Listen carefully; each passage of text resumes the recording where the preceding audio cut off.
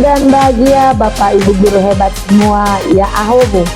Pada kesempatan ini saya akan menampilkan dokumentasi kegiatan evaluasi hasil pengamatan observasi kelas praktik pembelajaran yang dilakukan oleh guru mata pelajaran bimbingan dan konseling Bapak Saroso Hijebua SPD MPD di kelas 9 Lairi 2 dengan materi rencana karir.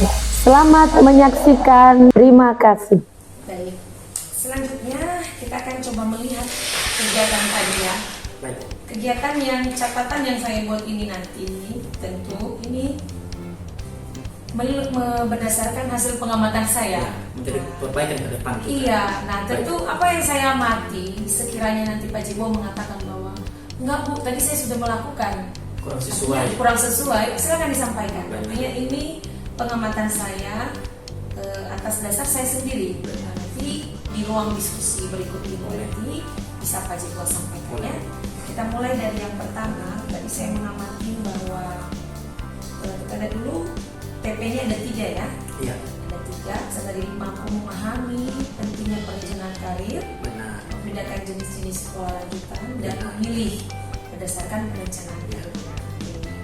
Untuk kegiatan yang pertama, saya katakan di situ bahwa sudah lengkap ya, sudah sesuai, di mana catatan saya guru terlihat mempersiapkan dengan baik, menyapa, sudah tadi mengabsen sudah, lalu meminta anak-anak supaya Bapak itu menjadi pusat perhatian. Benar. Itu kalau tidak, itu sama dengan ada penguasaan kelas ya. Lalu dengan menanya bagaimana kondisi dan keadaan para murid saat itu, tadi sudah dilakukan dengan baik. Kemudian yang kedua, lalu Bapak menyampaikan apa saja kegiatan yang akan dilakukan pada hari ini, mulai dari akan menonton video, lalu saya dicatatkan di situ bahwa perlu disampaikan di awal apakah dilakukan secara individu atau berkelompok. Jadi ini penguatan depan tim, mereka juga bisa tahu oh saya nanti mengerjakannya secara mandiri. Iya. Baik, yang ketiga adalah tadi sudah tampak mereview keyakinan kelas. Nah ini di sini saya buat bahwa perlu disampaikan di awal konsekuensi. Tadi sepertinya saya belum lihat ada konsekuensi itu seperti ini. Ketika anak kita menyampaikan keyakinan kelas, bagi peserta didik yang tidak bisa menerapkan keyakinan kelas itu ada konsekuensi. Konsekuensinya misalnya ada kemungkinan itu disampaikan. Tapi saya kurang tahu tadi apa sudah ya. Cuma tertangkap saya tadi, terbaca saya tadi itu belum disampaikan. Keyakinan sudah, tapi konsekuensinya belum. Sangat perlu kita lakukan karena ketika di akhir nanti kegiatan kita menyampaikan karena anak-anak tadi kita sudah sepakat yang tidak melaksanakan itu maka misalnya memberi tugas tambahan, memberi keyakinan. Ini nanti Pak Haji buat proses kembali ya. Baru asesmen awal tadi sudah, kemudian motivasi sudah diberikan, lalu manfaat ini juga sudah sangat jelas.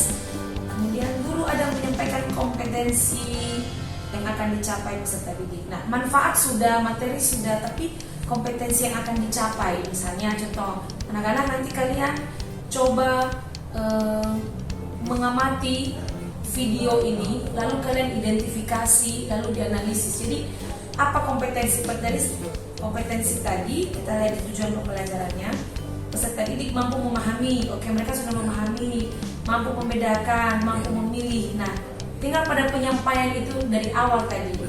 Seperti itu. Oke, yang berikutnya adalah di kegiatan bagian B ya, guru mengaitkan materi itu sudah. Tadi dikaitkan langsung malah dengan kehidupan kita sehari-hari. Lalu guru mendemonstrasikannya dengan menggunakan media tadi, itu sudah sangat baik sekali didemonstrasikan apa tujuan pembelajaran hari ini. Lalu apa yang sudah disampaikan terlihat jelas sesuai dengan tujuan kita. Lalu contoh-contoh juga langsung dengan kehidupan nyata. Lalu pembahasannya juga tidak lari ya dari apa yang akan kita bahas. Kemudian secara sistematis bagus sekali dari awal sampai mereka akan memilih yang mana yang sesuai dengan keinginan mereka ke depan. Lalu ada tadi Bapak sudah menyampaikan ada partisipasi ya, mengajak anak-anak untuk ayo ada yang mau ditanya, Iya. Ya walaupun awalnya mereka malu-malu, Iya. tapi dengan Bapak mengadakan merangsang anak-anak untuk bertanya, jadinya mereka langsung saya bertanya, merespon dengan baik, lalu mereka juga bisa mengungkapkan pendapat mereka dengan baik, walaupun masih ada yang malu-malu. Lalu keterampilan dalam menggunakan sesuai dengan pembelajaran itu semua sudah sesuai ya, baik asesmen yang digunakan dan KPD yang digunakan tidak lari dari tujuan pembelajaran yang akan dicapai. Kemudian mengasah mereka untuk berpikir lebih kritis, kreatif, lalu mengkomunikasikan, Pak saya bingung. Nah itu sudah salah satu melatih anak-anak bisa berkomunikasi, ya walaupun dia berani menyampaikan, tapi ketika Bapak mendampingi, memfasilitasi, anak-anak jadi berani menyampaikannya. Lalu kolaborasi ya. Nah kolaborasi tadi saya melihat di sini sudah berjalan dengan baik. Nanti kan tadi yang dikuatkan maunya mereka bisa ada diskusi. Sepertinya mereka malu-malu berdiskusi untuk dengan teman mereka. Padahal Pak Jawa sudah mengatakan, ayo jangan malu-malu. Cuma mungkin mereka saya malu. Masih pemula tuh. Iya. Sebagian mereka yang benar. Lalu berikutnya adalah suasana kelas. Tadi sudah kita lihat ya, sangat aktif sekali, sangat kondusif. Lalu aturan kegiatan disiplin positifnya juga sudah jalan. Nah, mereka tidak ada yang keluar masuk. Semua pada fokus dengan apa yang dibebankan kepada mereka kerjakan dengan sangat baik. Lalu penggunaan sumber belajar yang sudah baik. Nah, saya katakan sedikit sumber belajarnya itu beragam. Beragam maksudnya seperti ini. Di dalam kelas itu kan ada bermacam-macam gaya belajar peserta itu. Yeah. Ada yang mau video, ada yang mau bacaan, ada yang mau apa. Nah, untuk kedepannya artinya coba kita fasilitasi selain video ada lagi sumber belajar yang lain yang kita berikan kepada mereka. Mungkin bacaan. Karena ada tadi anak-anak yang dia nggak bisa baca dari belakang. Ya, jadi dikasih bahan ya. Seharusnya dikasih handout ya, bahan tapi untuk dibacanya juga. Atau mungkin audio visual yang mungkin matanya kurang jelas membaca, tapi dia bisa mendengar dengan baik. Kemudian keterampilan penggunaan media tadi sudah digunakan dengan baik, pelibatan juga peserta didik juga udah oke, lalu pemanfaatan media juga oke, dan menghasilkan perusahaan. Ya tadi saya lihat anak-anak juga, saya mau ke sini, sampai ada yang bilang saya mau kemana ya. Jadi ada kesan yang menarik. Rasa penasaran mereka bagaimana? Iya. Jadi lebih menantang. Iya. Lebih menantang. Kemudian penggunaan bahasa sangat jelas sekali. Bahasa tulisan dalam tayangan tadi diberikan juga sangat bagus sekali. Nah, di kegiatan penutup memfasilitasi pembimbing peserta didik juga materi mereka sudah dirangkum dengan baik. Kemudian mereka juga Bapak juga sudah meningkatkan pengetahuan keterampilannya. Kemudian ada perefleksian kegiatan, lalu ada penerapan, ada melaksanakan tindak lanjut untuk berikutnya. Lalu di penilaian hasil belajar tadi sudah dilakukan penilaian. Tadi saya lihat Bapak keliling ya, mengobservasi anak-anak. Lalu ada juga penilaian secara lisan, tadi lisan ya sudah ada. Kemudian hasil akhir mereka adalah mereka membuatkan sendiri apa yang menurut mereka itu cocok untuk mereka. Jadi dari rangkaian ini Pak, tadi saya ada hitung ya. Saya kumpulkan hasilnya adalah di angka sangat baik, dia 92,5%. Ya. Lalu ada 3 catatan yang saya buatkan di sini. Yang pertama, keyakinan kelas itu perlu disimpulkan di akhir pembelajaran dengan konsekuensi yang disepakati bersama. Ya tadi mungkin karena waktu ya. Memang sempat tadi saya singgung, tapi tidak begitu lama. Iya. Nah baiknya terus dilakukan. Baiknya iya, baiknya kita masih waktu. Betul. Jadi baiknya kita sampaikan hasilnya bagaimana sih, apakah udah berhasil kayak di kelas, lalu siapa anak-anak yang menerapkannya dengan baik, siapa yang belum, itulah ada konsekuensinya tadi. Yang kedua adalah penggunaan sumber belajar yang beragam dapat memfasilitasi kemampuan belajar murid di kelas. Jadi ini lebih ke media atau bahan ajar yang kita gunakan yang beragam tadi ya. Yang ketiga adalah hasil asesmen akhir dan refleksi itu disusun dan dilaporkan kepada kepala sekolah secara tertulis. Hasilnya ini nanti akan kita tindak lanjuti untuk perbaikan capaian hasil belajar. Jadi ini rangkaian yang bisa saya amati tadi, dan tentunya saya kembalikan sama Pak Jebua. Siapa tahu cara mengamati saya mungkin berbeda dengan apa yang sudah Bapak lakukan, atau ada hal-hal yang baru untuk biar kita bisa merefleksikan kembali, dan tentu sekali lagi tujuannya hanya satu, bagaimana kita memperbaiki kualitas pembelajaran kita sehingga adanya peningkatan capaian hasil belajar murid sesuai dengan kebutuhannya dimilikinya. Baik, silakan Pak Saya Jawa. rasa ini sudah sesuai, hanya memang ada yang kurang tadi itu ada 3 poin. Iya. Yang pertama itu memang untuk kembali atau mereview kembali, memang sempat tadi saya singgung tapi tidak begitu lama bagaimana anak itu penerapan disiplin positif itu melalui kegiatan kelas itu memang juga pas itu memang masih kurang, harus diperbaiki ke depan.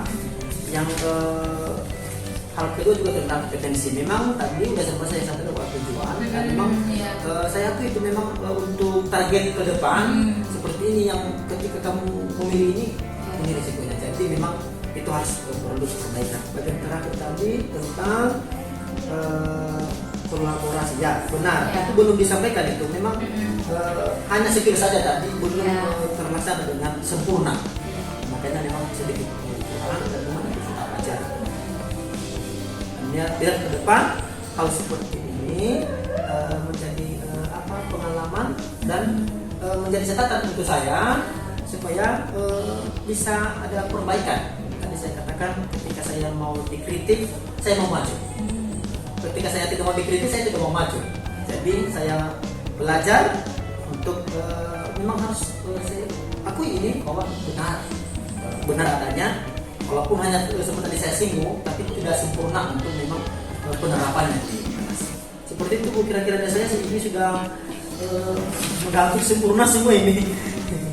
Ini menjadi motivasi untuk saya juga untuk terus belajar bagaimana ke depan supaya termasuk dari sumber belajar ini saya akui itu bahwa memang hanya 2 tadi yang saya termasuk PPT-nya memang anak-anak itu, dan memang harus dikasih sebagian memang lebih ini siswa atau peserta didik itu yang memang duduk di paling belakang supaya mereka mendapatkan handout-nya dengan ringkasan seefektif, contohnya 1 lembar 2 lembar materi hari ini. Memang itu saya seperti itu Bu. Ini sudah saya rasa sudah objektif ini penilaiannya sudah. Terima kasih Bu. Demikian dari saya. Baik, terima kasih Pak Jibwa. Jadi kita syukuri dulu bahwa apa yang kita amati setelah kita koreksi bersama adalah hasilnya memang objektif. Tidak ada yang mungkin ada sesuatu hal yang dirugikan, ada dirugikan oleh pihak-pihak tertentu. Jadi ini benar-benar kita lakukan secara objektif supaya apa yang kita harapkan itu bisa tercapai. Sekali lagi bahwa tujuan kita adalah bagaimana supaya ada peningkatan kompetensi bagi guru, dan melalui kualitas pembelajaran yang baik capaian hasil belajar guru juga bisa meningkat. Jadi terima kasih Pak Jibwa, dan tentu sekolah akan menunggu karya-karya terbaik Pak Jibwa, terutama dalam hal membimbing dan mengkonseling para peserta didik kita. Yang dikonseling tidak hanya siswa yang bermasalah, tapi semua siswa yang ada di SMP Negeri 1.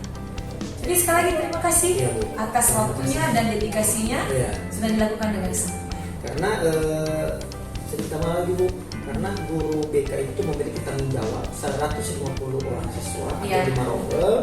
Nah itu tanggung jawab Bapak Ibu guru khusus untuk BK atau konselor, memang menyelesaikan tugasnya selama 1 tahun itu wajib diselesaikan. Dan benar adanya bahwa bukan hanya siswa yang bermasalah, perlu juga penguatan pengayaan kepada anak-anak yang memang punya sikap yang tertentu. Jadi terus didampingi supaya laju untuk melakukan hal yang positif atau yang memang baik untuk belajarnya atau untuk sikap atau karakter anak. Oke, baik, terima kasih Pak Jibwa. Terima kasih atas waktunya.